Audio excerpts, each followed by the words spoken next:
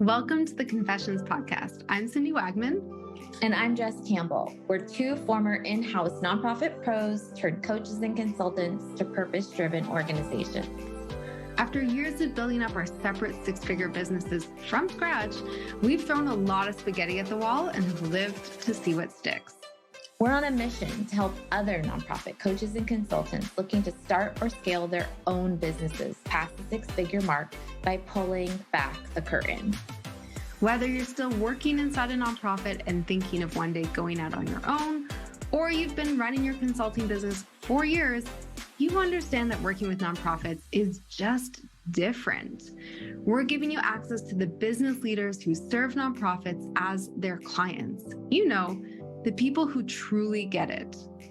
No more gatekeeping, no more secrets. This podcast is going to give you an inside look at what running a successful nonprofit coaching and consulting business looks like. Basically, we're asking people how much money they make, how they get paid, and what has and hasn't worked in their businesses. Listen in as these leaders share their insights, their numbers, and the good, the bad, and the ugly when it comes to building a nonprofit coaching or consulting business.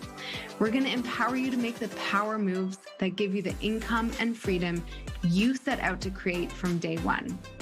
You ready? Let's go. Hey, Cindy. Hey, Jess. Hi. It feels like a minute since I've seen you. I know. But to our listeners, they have no idea because we're in their podcast every week. But yeah, it's been a while. And we are lucky enough to be joined by the one and only Dr. Asia today of Lyons Educational Consulting. Dr. Asia, welcome to Confessions. Thank you. Thank you for having me on your show today. Let's just jump in. Sure, let's do it. All right. Who are you and how do you get paid? Oh, so my name is Dr. Asia Lyons, she, her pronouns, and I am a former teacher. I am originally from Detroit. I live in Denver, and I get paid to support youth-serving organizations with curriculum, program development, onboarding support services, and coaching. So my firm supports only youth-serving orgs like foundations, after-school programs, museums, zoos, all the places that kids 0 to 25 can be found, we can be found. I love that specificity. I feel like so often people in our sector are reluctant to niche down. So how did you end up with that niche, like really getting so clear around who you work with? Sure. So, like I said, I think I said this, I'm an educator, so I still have my teaching license. I think it expires sometime next year. And as an educator, I wrote curriculum, I supported in programming, I coached other people, and it have done that for 12 years. You get really good at it, and you know people who are also good at it.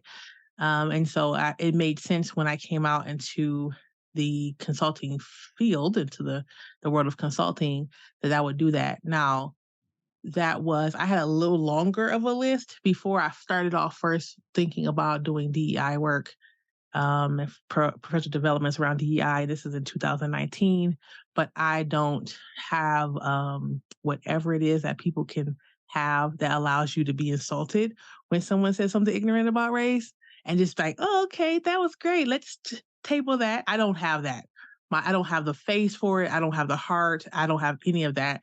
And so I decided, like, let's just see what makes sense for what you do and who you support and like the folks you love. And that's what we came up with. And that's what I've been doing ever since. I love that. It's like no poker face, just like you say something insulting, you're going to see. I'm across the table or I'm crying in the bathroom. This is just, right? Like, how could, I just don't have the capacity to convince people that racism is a thing. So I was like, let me just pick something else. Yeah. Fair. Yeah. Fair.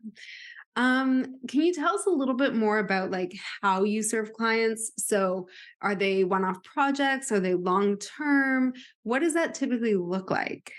Yeah, so a little bit of both. So I've had clients before that I've had for 3 or 4 years, and that would be, and I'll say that we are a firm of 9, right? So it's me as the executive director, but we have contract consultants who are social workers, librarians, educators, counselors who work on the team.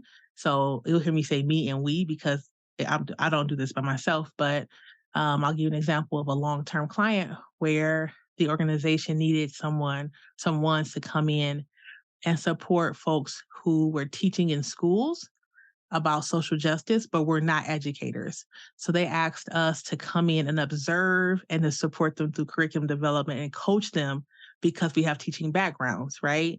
And so we continue to do that work for 3 years because they continue to get clients, school clients, and so they continue to need our help. So that was a longer term. Or we've had other ones that are shorter, like someone or an organization that might need curriculum development, right? So we had an organization that the founder wrote a short book on ways to support Black and Brown men around self-esteem and justice and all healing, all these things. And he said, hey, I think it was something like 15 chapters. And he said, can you write 15 lessons based on this book that I wrote?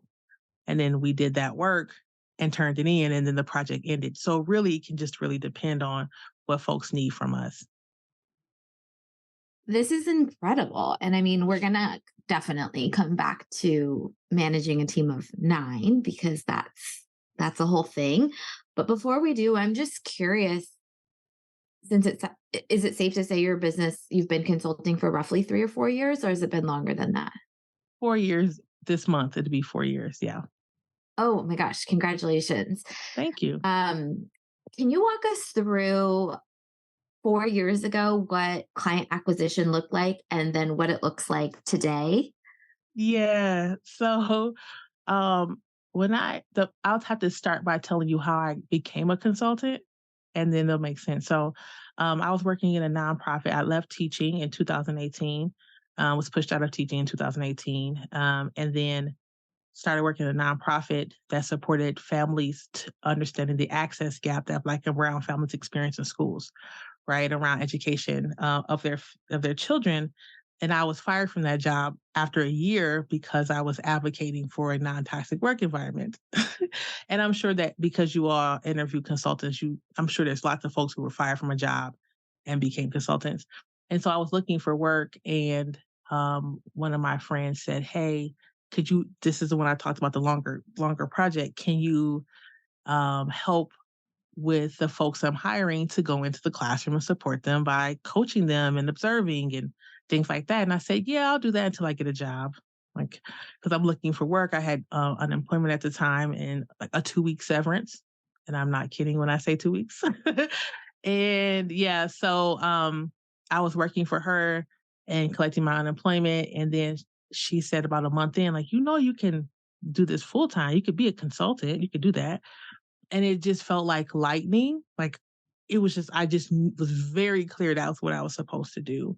And so I got my first coaching clients from someone asking me to work. Like it wasn't something that I was like, I'm going to start a consulting business and then look for clients. It was she saying like, I need you to do this project. And then me saying, okay, I can do this. And then texting friends and people that I had met when I was in the nonprofit sector saying like, I'm open for business. I'm a consultant with kids. Like that was as far as I had gotten at that point, supporting youth. And so it just kind of snowballed from there where people are like, oh, I have a project here, a project there.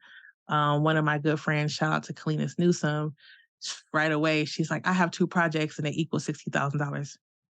And I was like 3 months in, I'm like, yes, right. So I replaced my income, my nonprofit income, and with 2 projects, and it's kind of kept going like that.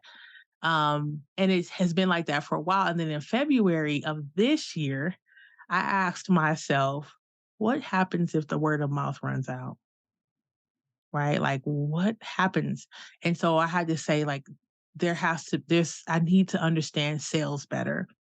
I need to understand marketing better. And so I went on this search to try to really understand, like, really work on my marketing and putting myself out there more just on LinkedIn. That's where you will find me. And then in June or May, I signed up for a mastermind on sales. And in that mastermind, I learned about an app called Apollo.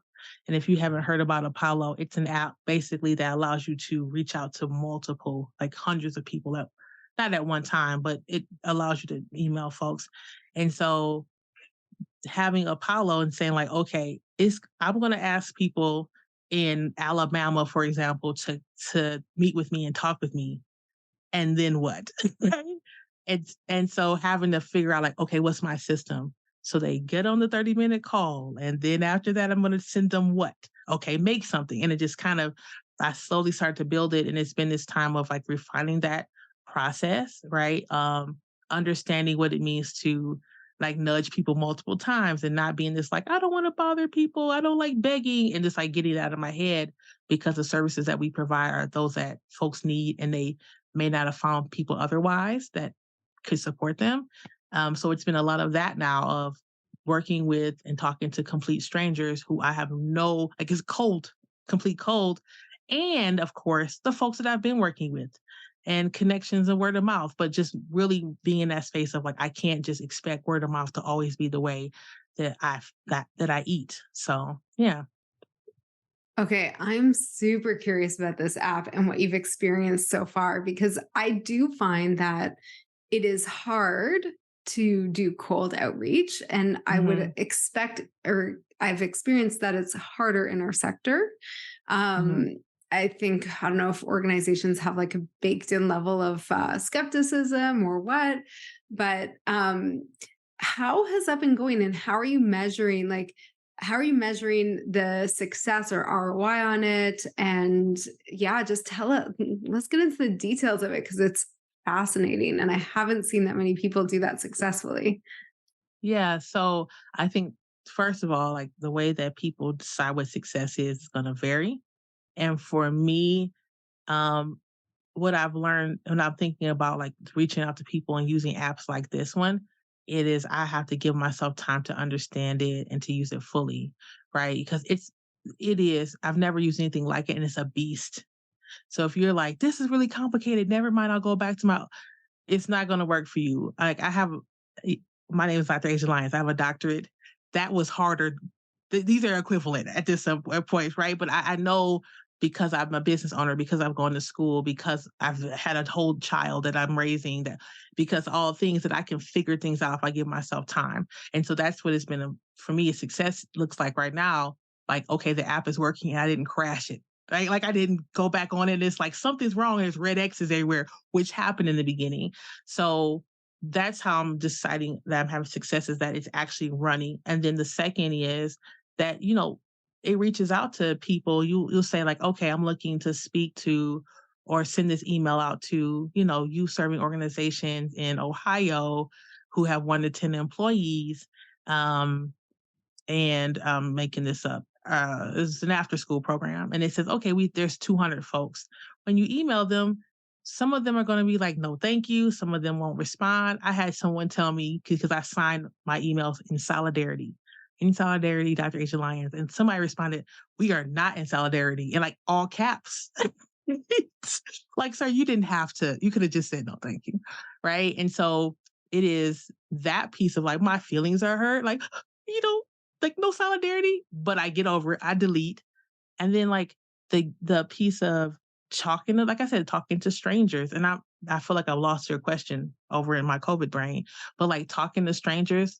And the first time that like a little 30-minute link popped on my calendar and I didn't know who it was, I'm like, oh no, maybe they'll ghost, maybe they won't come up. And they showed up and I was like, oh, they're showing up. And every time it comes, hello, my name is Dr. Asian Lion. And just working on that, reading books about sales, right? So that helped me set up my sales system. I use Trello, right? So I can track people and just a little bit by little bit changing and shifting. But the success is I'm no longer going to vomit every time I talk to a complete stranger, right? I talked to someone this morning in he said he was the first town in Texas and they support families who have people in their family who have HIV and AIDS. I would have never talked to this man ever otherwise, right? But I'm like, hello, my name is Dr. A. And we're talking and we do the thing and it's just it's not easy, right? To me, it's still nerve-wracking and I'm still nervous, but I'm so much further than I was even 3 months ago. And I'm grateful for that. So that's my success with it, right? Have I closed a couple sales? Yes, a few, right? Do I have some more in my pipeline than I ever have had? Yes. The answer is 100% yes. It's because I keep showing up and I keep getting rejected and getting accepted and so on and so forth. So yeah. All right, Dr. Asia, we are ready for our next round of rapid fire questions. You up for playing? Yeah, let's do it. Okay, amazing. In our interview, you talked about giving gifts or gifting your team with just kind of thoughtful things throughout the year. What's your favorite gift to give? Sure. So if you cannot, people might be listening to this and they can't see it, but I have lots of books in my office. So one thing that I love to give people is an embosser, a book embosser.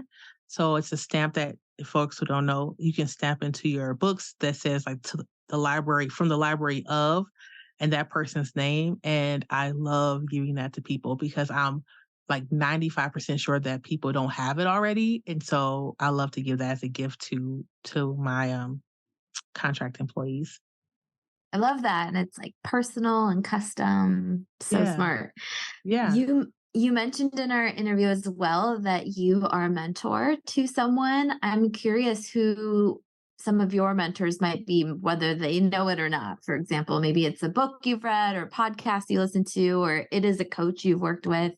Who's a mentor that you're into? Yeah. Good question. So Rachel Rogers, We Should All Be Millionaires. Like I'm going to ROI in January. Nice. And Puerto Rico. Yeah. So she's a mentor. I listened to her book. I'm not kidding you when I say 5 times, and I've given it to people and I've told people to read it. So she's definitely a mentor. My sister is also a mentor of mine. She also owns a business. So back and forth. Her name is China. Shout out to China.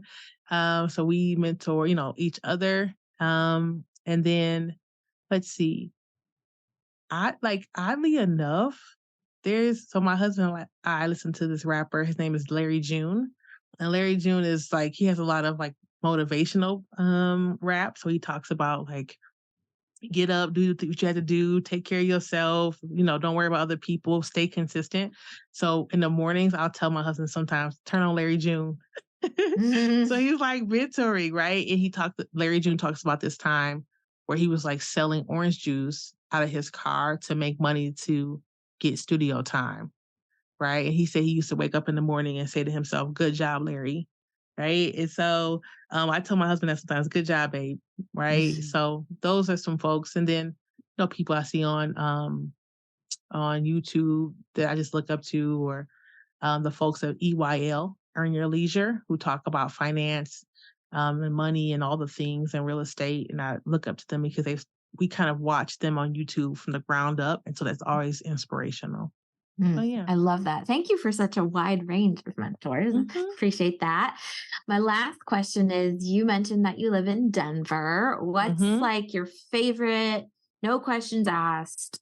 Someone's coming to visit you in town. Where are you taking them to, like, either get coffee, grab dinner, grab a bite? Where are you going?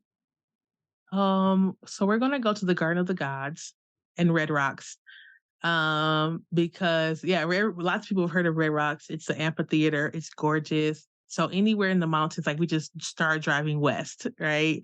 So we love that. We love Estes Park. So kind of like those spaces, the little towns up in the mountains that have, the taffy and all little things, and people walk around if they can take the altitude, right? Because altitude sickness is a thing. Here in town, so I live in Aurora, which is a suburb right outside of Denver, and we have some great food in Aurora. So there's a place up the street called Cuba Bakery and Cafe. Fire. The food is delicious. Aurora is really known for its food, so I take them there. I wouldn't take them downtown because I can't parallel park, so I don't want to set myself up like that. But yeah, probably just drive around, looking around at all different places and spaces, and enough time to see the sunset because the sunsets here are beautiful. So that's what we would do. Awesome. Thanks for playing. Hmm. No problem. I just have to give you like major props for identifying and recognizing that maybe you didn't have experience or weren't necessarily like taught how to sell in Mm-hmm. this process. And you went out there, you sought out resources, you dedicated time to do the thing that I think most business owners are terrified to do, which is reach out to people beyond their networks. Mm-hmm. So I just have to give you like mad props for that, because that's really hard to do. And I can tell in just what sounds like a couple of months, like you're doing it, which is like so rad. The second thing I want to ask you about, if you would be so kind as to give us a rough draft. I'm imagining that people's minds are actually exploding right now while they're listening, that like there is a system, there is a tool, like that someone Yeah. can do this. Would you give us like a peek behind the curtain as like what that initial pitch looks like? Like you do know their information, right? Like you just said, Texas, small town, focusing with folks with HIV and Mm-hmm. AIDS. Like, Mm-hmm. what does your pitch out to them look like? And how do you put kind of your Dr. Asia twist on it? Yeah. So you mean the first email that they get from me? So Yeah, the basically, it's first like, thing, like that initial send that hits people's, yeah, I'm guessing, inbox, or is it like a DM situation? it's an inbox because my people are now on LinkedIn. Like they're out like supporting children. They have no interest in being on LinkedIn, But even see, though I'm even on knowing LinkedIn. that, that's Yeah. amazing. Like, I want everyone that's listening to like hear that, Yeah. because Dr. Asia has done the research to figure that part out. And so, while it does sound like you sound up on LinkedIn, like people are not hanging out there all day Mm-mm. long. And so, you know, Yeah. she's getting in their inboxes, which shout out for inboxes. Okay, back to the script. Yeah. So, what basically the first email is, I just asked that this is who I am. This is what we do. I talk about like just really quick bullet points. We support organizations with these four things. Just really interested in seeing if we could have a conversation about how my organization can support your organization. Here's my 30-minute link. And I think the second part is the most important part. I say to people, if you are not the right person that I should be sending this email to, will you please forward it on to the person that it should go to? That's the most important part, because so many people like, oh, I sent it over to the education department. Good luck or whatever. They'll reach out versus like, that's not me. Click. Right. That it gives them something. What did what do they call that? The thing to do. I can't remember the term, but it allows them something to do with it versus just close the email. And so, like I said, I put the 30-minute link in there. And it's taking some crafting. I have an A/B test. I'm testing. I had A, B, C, and D when I first started. Then I kind of looked and said like, oh, these two aren't being really opened, and so I stopped using those.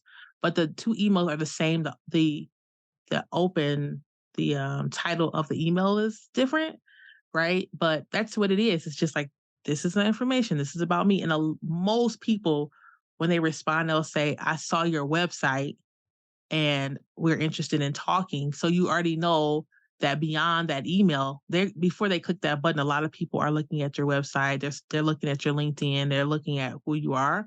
So it's not that email alone, which is why that marketing piece for me has been so important. I have to show up in spaces so that they have something to look at when they look for me. Right. And then that's it. And we kind of go from there. We continue this conversation if people want to work with us. This is so good, because I don't think we've had anyone on the podcast who's been able to do this like this and so well. So, okay, I have questions, but before I ask my questions, I just want to reinforce. Um, I think part of your success with this is the clarity of what you do and who you serve. And Mm-hmm. I see so many consultants who are like, I can do anything, right? And you're like, Yeah. no, here's who I help. And you can target those people with this app, which is so cool.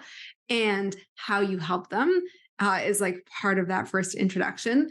So I just think that that is so important to just like reinforce, because I think that's part of your genius. So that's super cool. My questions, Thank and you. both Jess and I are wondering about your subject lines. So maybe I'll ask that and then come back to my next question.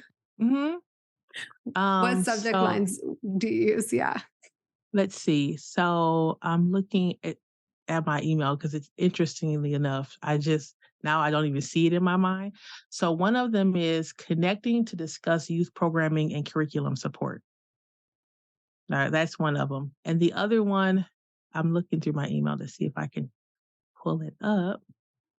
I mean, that's super, again, like it's super specific, to the hmm point, clear. I love it.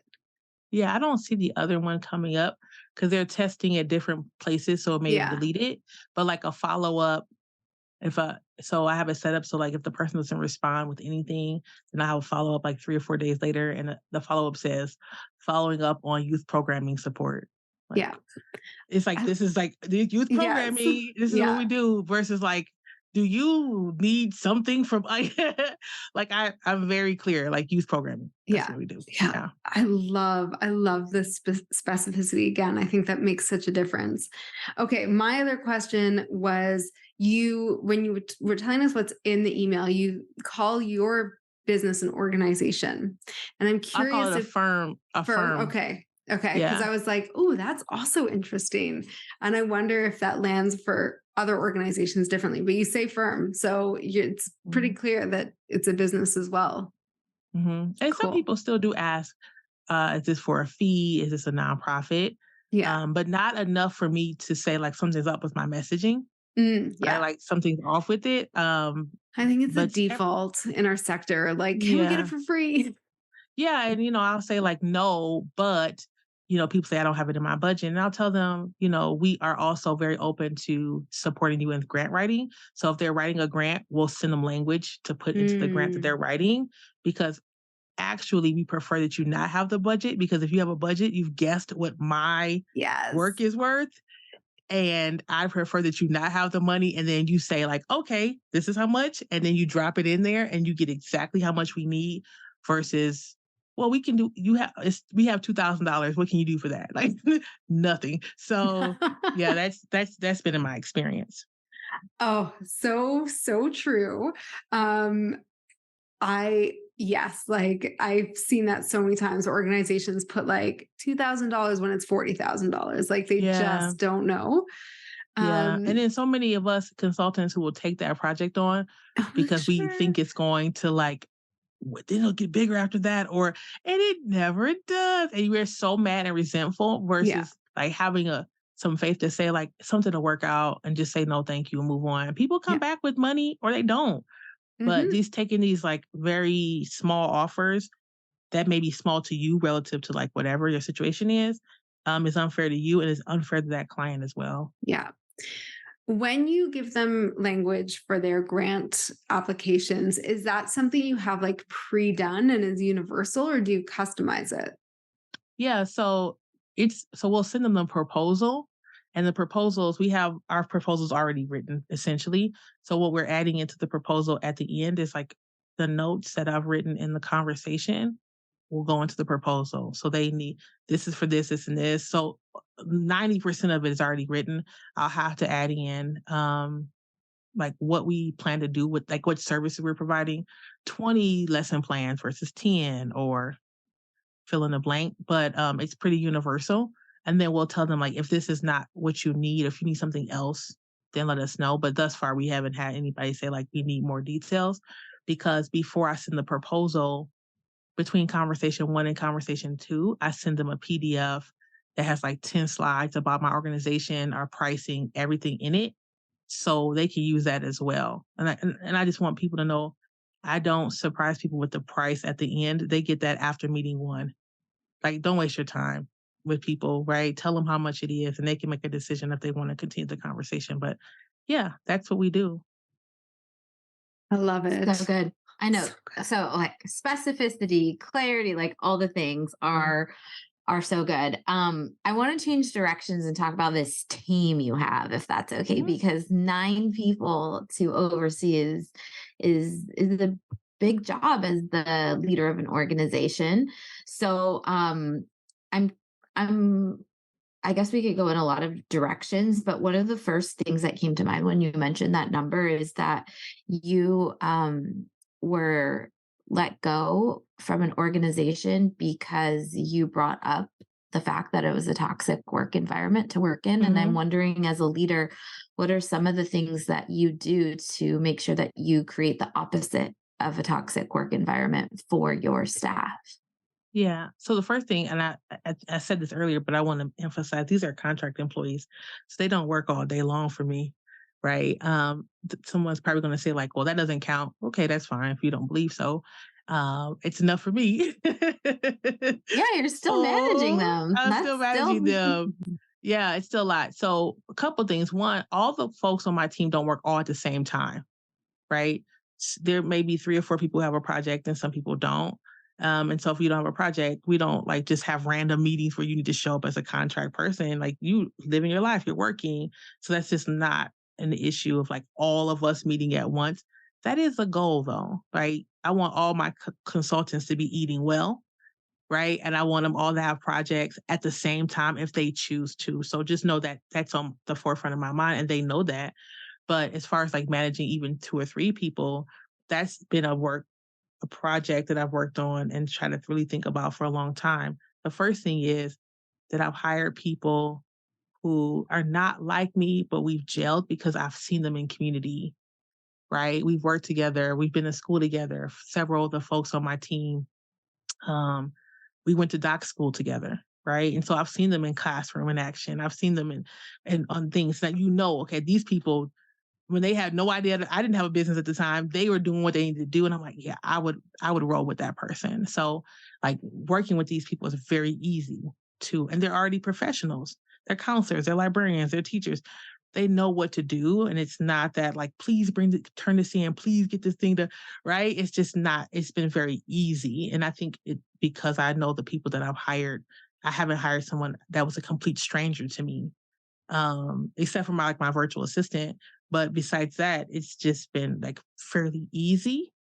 Um, so yeah, that's and then I meet when people have projects, we meet 30 minutes a week.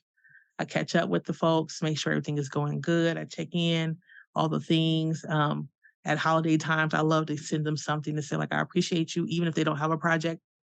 I haven't seen them in 6 months, 8 months, a year, right? And just kind of what would I have wanted from my former employer that I didn't have that I can do for someone else, right? So yeah. I love that. You seem very thoughtful and mindful of holding space and taking care of your team in a way that maybe you weren't gifted, but you're doing Hmm. your thing to make sure that that stops with your last employer. So Yeah. we were introduced to you, Dr. Asia, through our mutual friend, and I would say that Cindy and I are both in the Camila fan club, and you are about to go on the next retreat in Costa Yeah. Rica, I believe. Yes. And I'm curious for folks listening, because I have yet to speak to one nonprofit consultant, especially those who are parenting right now, who is not just like completely fried. Hmm. I'd love for you to talk through around the investments you make in response to rest and being in community with other nonprofit consultants, like marrying those two things together. Yeah.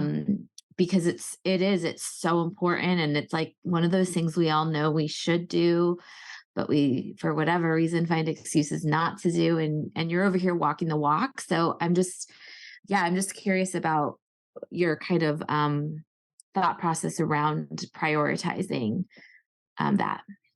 Yeah. So the first thing I would say is that me working for myself is a form of rest.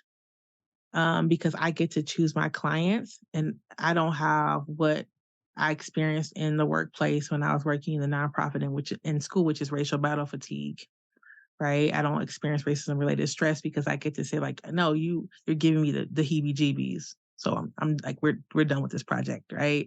So that's the first thing is like, I set up my business so that I can in the daily not have to deal with some of the oppression that people Black women experience in the workplace. So that's the first layer.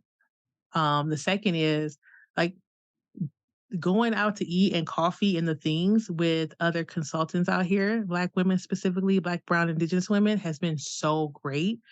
We just chill and we talk and we just do the thing and relax, and then we get back to work. And so not saving it all for a vacation or saving it all for a retreat, but like it's Tuesday and you know that you hang out with such and such on Tuesday, or you have shout out to RV and Harper, one of the friends that I mentor, but I don't know, like we're just friends also.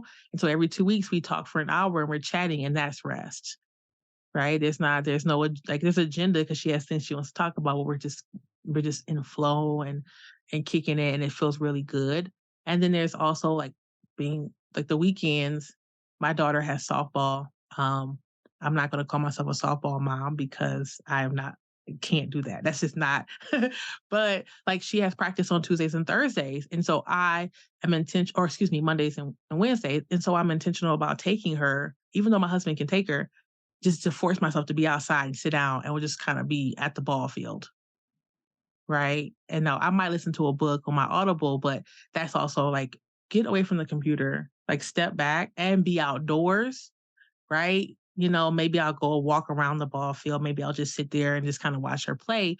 But that's another layer of it. And then Saturdays I go and go to her games. And that's also, I just, I move the cart. I sit down, I do the chair, and I stare. I have no idea what's happening. I know she runs to first base. I know, and I'm just there, right? And then I have the vacations. I've had vacations with my family. We go camping and, camping like glamping, like with showers. And then there's sometimes like get the shovel out because like we do all the things. This is Colorado. And then this is the first time I've been on a women's retreat like this out of the country. And I did grapple with a lot of like, okay, my husband's going to be here with Zoe and he has to go to school, all the things, blah, blah. But if I didn't do it, then it'd be a long stretch before I found some place to be just hanging out with me, right? Especially in a space that's specifically for women leaders. And I knew that opportunity, like I had to take it up, right? And so that's what I did. So it's like all these different layers of rest that I think about. And I try to be very mindful of because I am one who can sit at my desk in my office every day and bang it out all day long. And I try not to. So that's it. Oh, You're with your people, yeah. Dr. Aisha. I feel like Cindy and I are that way too. Yeah. Yeah. We could very easily just work all the time, but also love rest, love breaks. My kids are into soccer, so I'm doing that, sitting at the soccer field with my audiobooks. Same thing. Yeah. Yeah. Yeah. Okay, we're running out of time, which is so sad, but we always have to make sure we're asking our favorite confession question, which is for a confession. So yeah, will you share with us something about running your business that feels like a confession, something you're not readily to admit? A confession that I'm not readily able to admit.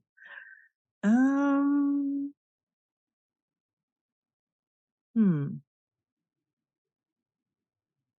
Let me think about that. Something that I'm not ready to admit. Hmm. So maybe it is that one thing that's really tough that you kind of know is going to have to happen that's been really hard is having to let people go, right? To fire folks. I had to let go of someone who worked on my team.